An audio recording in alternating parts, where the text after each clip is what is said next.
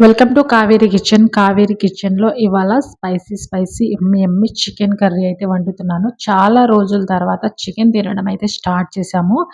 అది కూడా కుక్కర్‌లో ప్రిపేర్ చేశాను. కుక్కర్‌లో ఎలా ప్రిపేర్ చేయాలో చూద్దాం.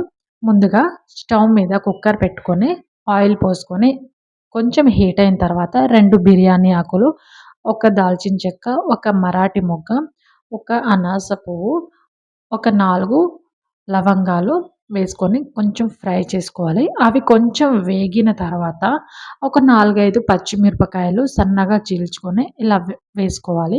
వేసుకొని ఫ్రై చేసుకోవాలి. ఫ్రై అయిన తర్వాత ఆనియన్స్ వేసుకుందాం. ఆనియన్స్ 2 మీడియం సైజ్ ఆనియన్స్ అయితే ఇలా సన్నగా పొడుగ్గా కట్ చేసుకోవాలి. ఆనియన్స్ వేసుకొని మొత్తాన్ని బాగా కలుపుకోవాలి. కలుపుకొని ఒక 5 మినిట్స్ కుక్ చేసుకోవాలి. కుక్ చేసుకున్న తర్వాత ఈ విధంగా కుక్ చేసుకోవాలనమాట. కొంచెం కుక్ అయిన తర్వాత మొత్తాన్ని ఒకసారి బాగా కలుపుకోవాలి ఫ్రెండ్స్. బాగా కలుపుకున్న తర్వాత ఇప్పుడు ఇందులో 1 టేబుల్ స్పూన్ అల్లం వెల్లుల్లి పేస్ట్ వేసుకుందాం. అల్లం వెల్లుల్లి పేస్ట్ వేసుకొని పచ్చి వాసన పోయేదాకా కుక్ చేసుకోవాలి. కలుపుకుంటే కుక్ చేసుకోవాలి. ఎందుకంటే కింద అడుగు అంటదనమాట. అల్లం వేసేటప్పుడు కొంచెం కలుపుకుంటే అడుగు అంటదు. ఇప్పుడు 1 టేబుల్ స్పూన్ పసుపు వేసుకొని మొత్తాన్ని బాగా కలుపుకోవాలి. ఇప్పుడు కుక్కర్‌లో చికెన్ వేసుకుందాం. ఇక్కడ నేను 400 గ్రామ్స్ చికెన్ అయితే తీసుకున్నాను. చికెన్ మొత్తం వేసిన తర్వాత మొత్తాన్ని కలుపుకోవాలి. బాగా కలిసేటట్టు కలుపుకోవాలి. ఈ సిలికాన్ గరిటెతో కలపడం వల్ల లాభం ఏంటిదంటే కింద అడుగంటిన కొంచెం ఇదైనా దీంతో కలిపితే మొత్తం వచ్చేస్తదనమాట. చికెన్ వేసిన తర్వాత ఒక 5 మినిట్స్ మీడియం ఫ్లేమ్‌లో కుక్ చేసుకోవాలి ఫ్రెండ్స్. కొంచెం ఆయిల్ పైకి తేలేంత వరకు మూత పెట్టుకొని కుక్ చేసుకోవాలి. ఈ విధంగా ఆయిల్ అయితే పైకి తేలింది. ఇప్పుడు మొత్తాన్ని ఒకసారి బాగా కలుపుకోవాలి. చూసారా?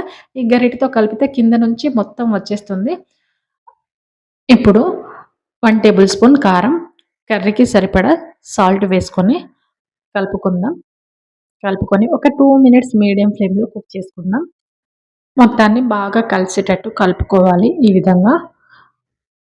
ఆల్రెడీ నేను పచ్చి కారం ఎక్కువ వేశాను కాబట్టి ఎండు కారం అయితే 1 స్పూనే వేశాను.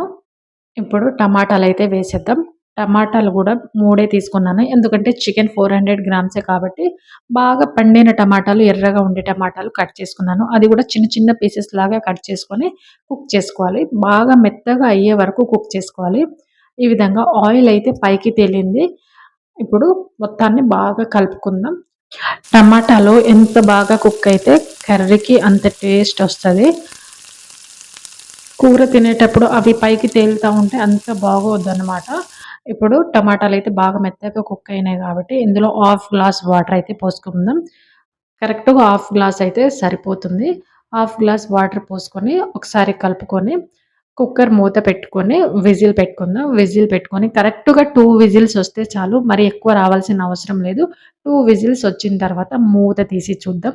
చూసారా ఎంత చక్కగా కుక్ అయిందో చికెన్ కర్రీ. ఇప్పుడు కొంచెం 1 టేబుల్ స్పూన్ గరం మసాలా వేసుకొని కలుపుకుందాం. అంతే, ఇందులో నేను వేరే ఏం యాడ్ చేయట్లేదు. చికెన్ మసాలా కూడా వేయట్లేదు. ఆప్షన్ అనమాట. మీరు వేసుకోవాలనుకుంటే వేసుకోండి. ఇప్పుడు పైనుంచి కొత్తిమీర జల్లుకొని దింపుకుందాం. అంతే, కుక్కర్‌లో చికెన్ కర్రీ అయితే రెడీ అయింది ఫ్రెండ్స్. ఈ చికెన్ కర్రీ యమ్మీగా జ్యూసీగా చాలా బాగుంది. ముక్కలు చూసారా ఎంత చక్కగా కుక్ అయినాయో, చాలా బాగుంది. టేస్ట్ కూడా అదిరిపోయింది. ఈ వీడియో మీకు నచ్చితే లైక్ చేయండి, కామెంట్ చేయండి, సబ్స్క్రైబ్ చేసుకోండి ఫ్రెండ్స్. ఒక లైక్ చేయండి. లైక్ చేయడం వల్ల వీడియో అనేది ముందుకెళ్తది. Okay friends, bye.